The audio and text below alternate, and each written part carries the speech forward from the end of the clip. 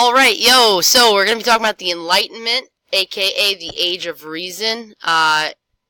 If you have time, I'm hopefully not going to get to the 15-minute mark, but I'm going to probably be quick, 5 minutes. So, the Enlightenment basically was a time when people started thinking differently about natural laws, or how human nature is governed. And this all came about due to the fact that the scientific revolution changed the way people thought about science. So, because of the scientific revolution and some other awesome events like the Renaissance and the Reformation, a different way of thinking was brought upon how people are governed and organized.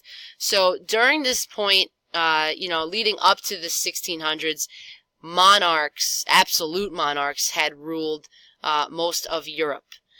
And in different times, in different countries, a little bit of a limitation on those monarchs came to be.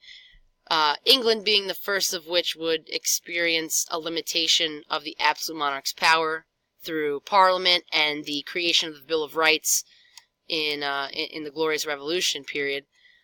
But here's a little bit on the other side of how Enlightenment thinkers called philosophers came to come up with their own theories about how human nature is organized. So the first two men we're going to introduce you to, or review with you, had opposite beliefs on how people should be ruled, but were both Enlightenment thinkers. Thomas Hobbes, he was more of a conservative thinker. In his writing called The Leviathan, he mentions how people are born evil. They're born with a state of nature that is brutish or nasty. And he said the only way, really, to organize humans is with a strong, centralized government to impose the order and have obedient subjects. So, in order to do that, he believes that most societies have this social contract. So, the social contract is an agreement where people give up your natural beliefs to have this organized society. The man that's an expert on that is Rousseau, which I'll get to in a little bit. John Locke, on the other hand, John Locke did not believe that we should have a strong centralized government ruling over people. He did not believe that people were born evil or greedy or brutish. Instead, he wanted to focus on an expansion of natural rights. He believed that everybody was born with the right to life, liberty, and property, which John Locke's belief in these three natural rights would be the inspiration for Thomas Jefferson later on for the United States. With John Locke's social contract, he believes that the people should be secured certain rights by their government, and if the government is not being responsible enough to protect those rights or give those rights, then the people have the responsibility to overthrow the government. And this forward way of thinking, you'll really see inspire future revolutions like the American, the French, and the Latin American revolutions. Mary Wollstonecraft and Adam Smith. Adam Smith he was on the economic spectrum of the Enlightenment. So his beliefs are going to be more on economics. He believed that countries should break away from that mercantilist system and really start to harp on a free market system, that the free market would regulate and drive competition and success.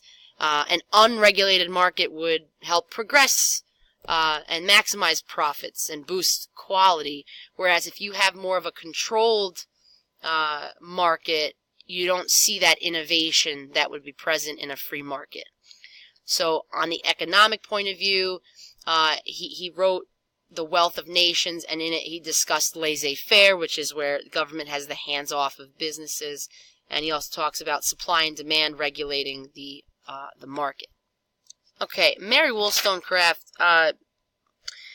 she's interesting. So she's pretty well known in the British circuit there, and she did believe that the duty for women, first and foremost, should be to be a mother.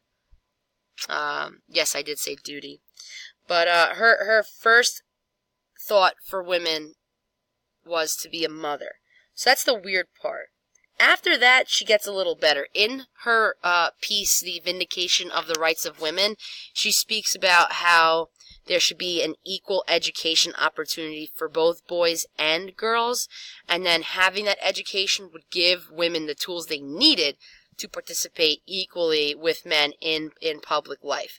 So, on one hand, she does feel that women have natural rights, but they're only found or limited to the home and within their family. And she believes that, of course, having children is the first responsibility, and after that, they should be granted all of the rights that men have. And to be able to do that, she felt that they needed an education. So she focused mostly on gaining education rights for women. These three men here, you got Voltaire with freedom of speech, Montesquieu with the separation of powers, and you have Rousseau with the social contract. And first, let's start with Voltaire here. His beliefs in freedom of speech would help to inspire the English Bill of Rights that came out in the Glorious Revolution, and would obviously be inspiring to other documents that came out in the future. You got to give Voltaire credit, though, because he was a brave soul, man. He ended up really angering the church and the government, and in the end, he was actually imprisoned. He was forced into exile, and he witnessed and observed his own books getting burned, getting outlawed, but in the end, he continued to defend that right for freedom of speech. So although he was kicked out, he was exiled, he still felt that he did what was right. He was probably one of the most famous of the Enlightenment philosophers, and he believed that even though he might not agree with what you're saying, you should still have the right to say it. And that's a very famous quote of his. Montesquieu, let's see, Montesquieu had a certain fondness for the British because the British saw that it was important to check the power of the king so that there'd be less corruption, and he felt that the British protected themselves against this idea of tyrannical rule. So he really harps on and respects the whole concept of dividing certain functions and factions in governments to prevent abuse and corruption by a monarch and to protect certain liberties. So his idea of checks and balances and separation of power really was a reaction to the age of absolutism, because we saw a lot of examples of absolute monarchs who weren't checked and didn't rule for the people, but instead ruled for themselves. Weird fact about him was that he believed that women would make good government officials, mostly because they were gentle people, and that gentle rulers would benefit the people the most. Many people probably disagree with him just solely based on saying that women are gentle. Either way. Okay, so Rousseau is a little bit different than Hobbes in that he felt that people were actually born in a natural state of innocence, that they were born as good. But then the evils of society, like the unequal distribution of property or high taxes, would, sour that goodness that you're born with. And so he felt that society actually placed too many limitations on people's behavior. He did feel like some controls were necessary, but he felt that, the government should take a little bit of a step back and have hope for the general will or the goodwill of the people. All right, and that's it. All right, there's your review of the Enlightenment thinkers.